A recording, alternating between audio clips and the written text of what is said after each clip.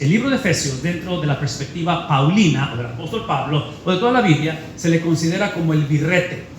¿Así se le dice aquí birrete? Sí. ¿Ok? Piensen en una gradación. Decimos es la cereza del pastel en la teología paulina. Pablo ha escrito y es una de las personas de más influencia en el Nuevo Testamento. De los 27 libros se le acreditan aproximadamente 13 a él, y en toda su teología él está llegando al punto en el cual está llegando al final de su jornada, y esta sería como una compilación. Estoy hablando del libro de Efesios, ¿ok? Una compilación de todo lo que ha dicho. Y está poniendo la cereza en el pastel. ¿Por qué es importante esto? Por varias razones. Porque esto es lo que nosotros conocemos como cartas ocasionales. Esto implica que la carta fue escrita, obviamente, por el autor de la Biblia, que es el Espíritu Santo, usando un autor humano. Y ese autor humano, guiado por el Espíritu Santo, está viendo una situación o una ocasión dentro de la iglesia. Como la autoridad se encuentra en la Biblia, por favor escuchen lo que voy a decir. La autoridad se encuentra en lo que el Espíritu dijo al autor y lo que los destinatarios, que en este caso son los efesios, entendieron de lo que el Espíritu dijo al autor. ¿Estuvo claro eso? Sí. Ahí está la autoridad. ¿Qué estoy diciendo? La autoridad no se encuentra en lo que tú o en lo que yo pensamos, que es lo que le dijo el autor, el Espíritu Santo, a Pablo. No, porque tú y yo no estamos inspirados. El único inspirado en toda esa conversación, ¿adivinen quién es? Es Pablo. Entonces yo tengo que entender lo que Pablo entendió, y cuando sea posible entender o comprender lo que los efesios entendieron de lo que dijo Pablo. Todo eso lo menciono porque aparentemente lo que está pasando en la iglesia en Éfeso es que hay un problema con respecto a esta infiltración de doctrina falsa. Doctrina falsa es lo que se le conoce como, si piensan en un billete falsificado, en un billete que no es de veras. Entonces algo se ha falsificado del evangelio, porque cuando le agregamos o le quitamos al evangelio se falsifica. ¿Estamos conscientes de ello? Por definición, por definición el evangelio es la persona de Cristo y es la obra de Cristo. ¿Están tomando nota? Esto que estoy por decir es extremadamente importante. El evangelio es lo que Cristo dijo, no de la iglesia. Lo que Cristo dijo, no de tu vida o de mi vida. Lo que Cristo dijo de su persona. Entonces lo más importante no es conocerte a ti mismo. Es importante que sepas quién eres, pero lo más importante es conocer lo que Cristo dijo. ¿De quién? De Él mismo. Él mismo. Porque el punto de la conversación, adivinen qué, es Cristo. La Biblia, el punto de la Biblia no es el pueblo de Israel. El punto de la Biblia no es la iglesia. El punto de la Biblia, y mil disculpas por traer malas noticias, pero el punto de la Biblia no eres tú. Entonces por eso lo que no puedo seguir haciendo es venir a la Biblia y decir, Señor, ¿qué me vas a decir este día? No. Porque la Biblia, sí, la Biblia, aunque fue escrita para nosotros, fue escrita para nosotros, no fue escrita a nosotros. No es más, la Biblia fue escrita para nosotros, pero no fue escrita a nosotros. ¿A quién fue escrita la Biblia? En este caso a los efesios. ¿Sí me explico? Sí. Obviamente nos abarca a nosotros, pero no inicia conmigo la conversación. Todo esto lo estoy mencionando porque aparentemente la ocasión o lo que está pasando en Éfeso es este problema que creo que está pasando hoy en día. Los efesios y aquí está la distorsión del evangelio. Los efesios estaban enfatizando, y típicamente lo digo de esta manera, estaban exaltando, estaban idolatrando y eventualmente satanizando su conversión al Señor. Porque importante que es que germine el evangelio en nosotros. Esta no es la meta. La meta es que dé fruto. Entonces, si usan términos evangelísticos o bíblicos, esto sería la justificación. Somos salvos exclusivamente por la obra de Cristo, pero ya que eres salvo, hay un propósito por el cual. Entonces, típicamente decimos que la salvación y el propósito, germinación y fruto, son las dos caras de una sola moneda.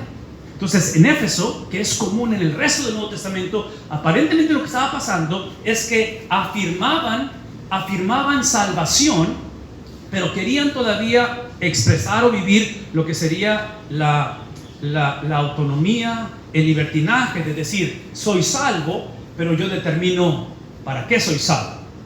Entonces la iglesia crea una experiencia muy disfuncional, porque una vez más piensen en términos de familia.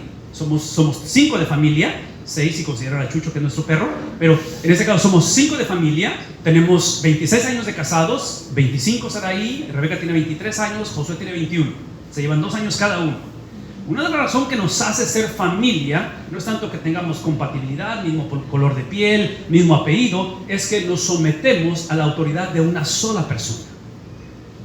Entonces nuestro propósito es no tanto idolatrar o exaltar mis derechos. Sí, como cristianos, el único derecho que tenemos como cristianos es el de servir. A ver, ¿sí? ¿No? Sí. El único derecho que tengo como cristiano es morir a mí mismo. Y menciono todo esto porque una familia disfuncional típicamente es cuando el padre, la madre o los hijos reclaman sus derechos. Porque soy tu padre, tienes que obedecerme. ¿Han escuchado eso? Entonces, otra vez, y yo sé que tiene que haber respeto, pero el punto aquí es de que si tienes que exigir el respeto, probablemente lo perdiste hace tiempo. ¿Me explico? ¿Qué es el punto? El punto es que esta iglesia había separado lo que la Biblia lo presenta como una sola experiencia. Cuando eres salvo, ¿de lo que voy a decir? Eres salvo exclusivamente por la obra, es la doctrina de predestinación, es la obra exclusiva de Dios quien salva. Pablo dice en mismo Efesios capítulo 2, dice, versículo 8, que es por gracia que sois salvos a través de la... ¿Cuál es el propósito? Es literalmente para que nadie se gloríe. Y empieza a describir, cuando llegas al versículo 10, es que habla del propósito por el cual eres salvo. Entonces, hace 2000 años, la iglesia afirmaba a la persona de Cristo siempre y cuando yo tenga mi propia definición de quién es Cristo. Y la iglesia crea una disfuncionalidad muy grande, hay mucha confusión en la iglesia. Tiene que venir la autoridad de Dios a través de esta autoridad apostólica, porque Dios funciona a través de sistemas, a través de estructuras, ¿sí? Entonces, interviene la autoridad apostólica, se escriben estas cartas como Efesios, donde nos muestra esto. El tema central de Efesios lo van a encontrar en el capítulo 1, versículo 10 y en el capítulo 4, versículos 1 al 10. Ese es el tema central. Es simplemente porque ese es el problema de la iglesia, es donde está enfatizando la unidad, no de la iglesia, la unidad, no de la familia, la unidad ¿de quién? De todas las cosas. Y no es la unidad entre nosotros, es la unidad de las cosas en Cristo, de tal manera que dice, Cristo restaura no solamente la imagen de Dios en la humanidad, pero también restaura lo que se perdió en Génesis capítulo 3, aún en el mundo. Entonces, piense conmigo en lo que está tratando, lo que está comunicando el libro de Efesios, porque es súper interesante que cuando bosquejas Efesios, la carta de Efesios, inicia con 3 verdades. Efesios, son 6 capítulos Efesios, ¿verdad? ¿Recuerdan eso? Es súper interesante porque desde la perspectiva literal, o literaria, mejor dicho, como pieza literaria, Pablo es muy predecible en cómo escribe él. Y típicamente sus cartas, él las divide a la mitad, típicamente, no siempre, pero típicamente, y la primera mitad es lo que se le conoce como la sección teológica, doctrinal, es lo que literalmente Dios ha hecho.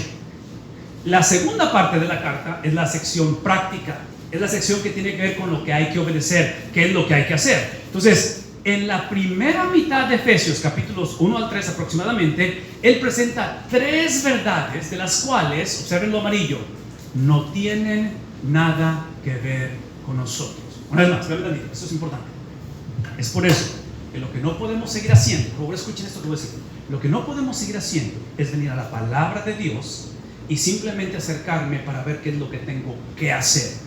La obediencia que tengo que ejercer, las cosas que necesito cambiar, todo es importante, pero mi obediencia, los cambios, en esto le llamamos, en la Biblia le llamamos esto los imperativos, los mandatos. Vean lo que voy a decir, esos mandatos dependen de los indicativos, dependen de lo que Dios ha hecho. Entonces mi obediencia emana de la obediencia de alguien más, porque eso no es más. Si yo descarto, desconozco o completamente ignoro lo que Cristo hizo, su obediencia al Padre, cómo vivió, cómo murió, si yo eso lo ignoro o lo tengo como un evento histórico nada más allá, hace 2000 años lo celebramos, lo cantamos, pero no está conectado con mi obediencia, vamos a caer en la separación de germinación y de fruto, donde pienso que mi obediencia, adivinen qué, yo voy a hacer mi propia versión de mi obediencia.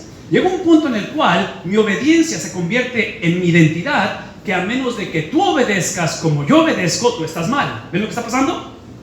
Eso se le llama, ¿qué cosa? Legalismo. Es el tipo de generación que Cristo encontró cuando Él vino, donde encontrabas gente que medían la vida de otros a través de ¿qué cosa? Literalmente caminaban como si ellos fueran el regalo de Dios para la humanidad. No. ¿Sí? El punto de la conversación es que inicia Efesios con tres cosas que no tienen nada que ver precisamente con en este caso, la obediencia de la iglesia. Lo que Pablo no está haciendo en Efesios es presentando un manual de cómo llevarse bien o cómo reconciliar sus vidas con Dios. No. Lo que Pablo va a hacer es que va a hablar acerca de tres cosas que no tienen que nada ver con la iglesia. Pablo no es un evangelista de la prosperidad que simplemente dice, si haces esto y esto y esto, no. Lo que Pablo hace, Pablo sabe que la disfuncionalidad de la iglesia, pero no quiero decir, la disfuncionalidad de la sociedad, de la iglesia, del hogar, no es el problema. Ese es el producto del problema. Esos son los síntomas del problema. El problema es la ausencia, la ignorancia o la negociación del Evangelio de Jesucristo. El punto de la historia es Cristo. El punto de la historia no es el mejoramiento de nuestras vidas. ¿Por qué? Inclusive estábamos leyendo acerca del libro de Daniel esta mañana. ¿Sí? Ustedes observen. Lo que se nos olvida en Daniel, por ejemplo, en esa época, que es el siglo 7, estamos hablando de esa época donde finalmente se cumple lo que Dios les advirtió. En el libro de Deuteronomio, cuando Moisés está básicamente diciendo bye bye y llevando a cabo un proceso de transición de liderazgo, va a pasar la estafeta ¿a quién? ¿Quién sigue después de Moisés? A Josué. Moisés, versículos 26, 27, 28 de Deuteronomio, les lee la cartilla y les dice, la maldición de Dios viene sobre esas naciones paganas, porque ustedes vienen a conquistarlas, ¿verdad? Entonces, ¿qué es el punto? Como nación, como pueblo de Israel, ustedes van a entrar a conquistar la tierra, pero no van a pelear o conquistar hacia la victoria. Van a conquistar desde la victoria. ¿Ven la diferencia? Porque ya Dios había declarado que esa era el pueblo la tierra de él. ¿Ven lo que estoy diciendo? De la misma manera que Moisés les presenta esas buenas noticias, les advierte, si ustedes se prostituyen, si ustedes negocian, si ustedes piensan que se trata de ustedes y toman su color de piel, su llamado, su elección, su simiente que vienen de Abraham y lo exaltan, en lugar de verlo como el medio, el vehículo hacia la redención del mundo, las mismas maldiciones, adivinen qué, vienen sobre ustedes. Entonces aquí hay un principio muy importante, que la elección, el amor incondicional de Dios, la salvación de Dios, pero escúchenme, esa elección, ese amor de redención tiene condiciones relacionales. Yo siempre he dicho esto, no hay cosa más autodestructiva que amar a alguien incondicionalmente. ¿Por qué? Porque el amor que yo siento por mis hijos, por mi esposa, tiene que estar condicionado. ¿Cómo está condicionado? Está condicionado con parámetros, donde esos parámetros no son para controlarnos, son para protegernos. El punto aquí simplemente es que Pablo está escribiendo a una iglesia que está viviendo sin condiciones, que piensan que el amor de Dios es porque Dios simplemente me necesita a mí, es porque yo le hago el favor a mi esposa, a mis hijos. No. Eso es soberbia, ¿no es cierto? Es altivez, es dureza de cerviz, dice el Antiguo Testamento. El punto simplemente aquí es que él llega al punto en el versículo 10, que es uno de los versículos que describe el epicentro de todo el libro, donde habla acerca de esto. Dice, para llevarlo a cabo, ¿quién? ¿La iglesia? ¿Los apóstoles? ¿Quién lo va a llevar a cabo? ¿De quién se trata? Sí, otra vez, observen, para llevarlo a cabo. Sí, literalmente el Dios de la Biblia, cuando se cumpliera el tiempo dentro del plan de Dios, dentro de aquello que Dios estipuló antes de la fundación del mundo, no solamente que iba a salvar, pero cómo iba a salvar y por qué iba a salvar. ¿Captamos eso? No es más, antes de la fundación del mundo hay un pacto de redención que se llama, en la conversación entre el Dios Trino, Padre, Hijo, Espíritu Santo, donde el Padre le entrega al Hijo los que han de ser salvos. Si tú eres salvo esta mañana, tú eres el regalo del Padre para con el Hijo. ¿Qué implica ello? ¿Verdad? Implica que en esa conversación el Hijo, por amor al Padre, es que el Hijo accede, el Hijo cede sus derechos y Él está dispuesto a ofrecer su vida en sacrificio por los demás. ¿Qué estoy diciendo? ¿Verdad? Que la relación más importante en tu vida no es la relación que tú tienes con Dios. La relación más importante en tu vida es la relación que tiene el Padre con el Hijo y el Espíritu Santo, porque de esa relación emana la salvación. ¿Captamos eso? Entonces no empieza conmigo, empieza con ¿quién? Empieza con Él, porque no solamente Él salva, Él determina cómo salva y Él determina ¿qué cosa? Para qué salva. Y aparentemente en los Efesios creían en lo primero y convenencieramente separaban a los demás, de tal manera que está diciendo, hey, a través del tiempo Él ha decidido hacer esto. Las tres cosas que estoy mencionando, que menciona al principio el apóstol Pablo en el bosquejo, primeros 3 capítulos, él habla acerca de la predestinación. La palabra predestinación, que yo sé que es un tema controversial y hay diferentes maneras de ver esto, pero escuchen, es simplemente el prefijo pre, de que el destino o la razón de la salvación está preestablecida. Somos salvos. La razón por qué soy salvo está.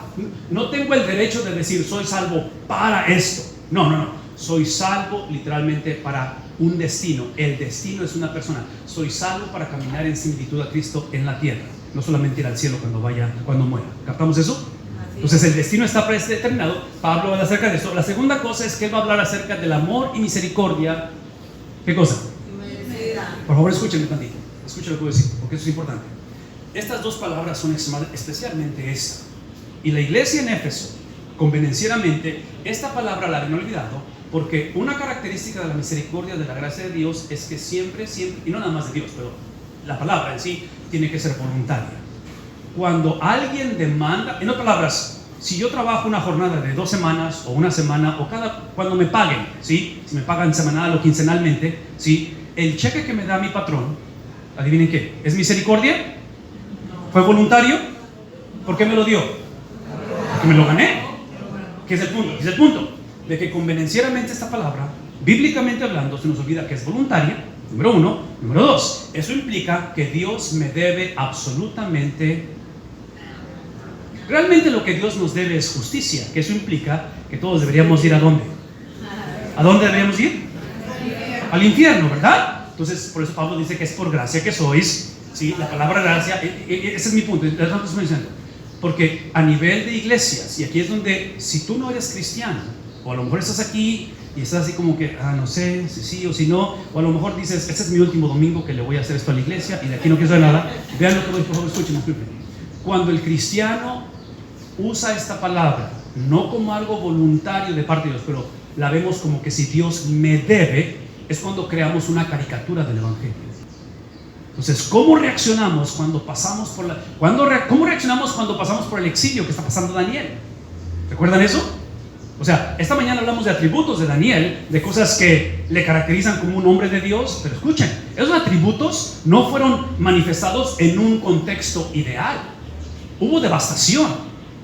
¿Me explico? Hubo sufrimiento, y hay sufrimiento el resto del tiempo. En medio de ello, la pregunta no es si vamos a sufrir, la pregunta no es cuándo vamos a sufrir, la pregunta es cómo vamos a reaccionar cuando suframos. Esa es la única pregunta, y Pablo quiere asegurarse que entre los efesios, en este caso la iglesia en Éfeso, aseguren que esta palabra no lleguemos una vez más a pensar que Dios me debe, Dios, ¿me explico? O sea, porque actuamos como diciéndole a Dios, ¿cómo es posible que a mi papá le pase esto? ¿Cómo es posible que a mi hija, después de todo lo que he servido? Entonces, observan ese lenguaje donde pensamos, donde creemos que Dios nos debe. Entonces, el punto aquí es que es inmerecida de parte de Dios. Y la última que presenta en Efesios es la verdad escondida, desconocida, a través de las edades, revelada a través de ¿quién? ¿Cuál es la revelación suprema? Es Cristo. ¿Cuál es la verdad que se ha revelada? Esa es la verdad. Y esto que está aquí, no hacemos justicia como generación en el odio que había entre ellos, entre el judío y el gentil. De tal manera que ahora Pablo dice a través de Cristo que Él es la verdad que había sido escondida, revelada ahora. Adivinen qué, somos, por lo tanto, no hay judío, no hay griego, no hay gentil, no hay varón, no hay dama. Somos, ¿qué cosa? Uno. Por favor, escúchenme. Esta unidad, que es obvio que es necesaria hoy en día, ¿o no? Somos una generación extremadamente fragmentada. Por favor, escúchenme. Esta unidad no es el producto de hombres y mujeres que entendimos la Biblia, el Evangelio, y finalmente nos perdonamos unos a otros. Casi nos divorciábamos, pero aquí estamos por la gracia de Dios. Y gracias por tu historia, gracias por tu testimonio, todo eso es válido. Pero esta unidad es el producto de que hace 2000 años el Hijo fue abandonado. Tuvo que haber desunidad, tuvo que haber fragmentación para que hubiera unidad. ¿Captamos eso, hermanos? ¿No? ¿Sí? Hay un preámbulo. Entonces, por eso es que estoy enfatizando que el punto no inicia con nosotros, con nuestra falta de unidad, con nuestra falta de... No, inicia con la unidad del Dios Trino, Padre, Hijo y Espíritu Santo, que va a ser fragmentada. Pablo en Filipenses capítulo 2 habla de la humillación y exaltación de Cristo, y esa experiencia, literalmente, dice Pablo, que el que no escatimó ser igual a... ¿qué cosa? ser igual a Dios como cosa a que aferrarse. ¿Qué es lo que hace? Literalmente empieza esta humillación, que en su humillación eventualmente Él es posicionado, no que lo haya hecho, pero posicionado como culpable, como malhechor, donde su muerte es muerte de un malhechor, es maldito entre los hombres. Cristo en esa ocasión, en ese momento, se convierte en la expresión, se convierte en la acumulación, se convierte literalmente en la cristalización de lo más grotesco, más obsceno de pecado en la historia de la humanidad. Ese fue Cristo. Entonces, hablar de unidad en tu vida entre nosotros o con Dios es el producto de que alguien clamó, alguien oró, alguien suplicó en su tiempo de necesidad, y tanto sus amigos como su generación y su mismo Padre Celestial le dio ¿qué cosa? Le dio la espalda. Entonces por eso es que la noche que va a ser entregado le está diciendo: Padre, si es posible, haz que pase de mí esta copa. ¿Cuál es la copa? La copa no es el sufrimiento físico que va a experimentar, que es severo. La copa es la separación que el Padre tiene que tener con el Hijo, y esa separación es para que tú y yo ese día ¿qué cosa? Tengamos unidad.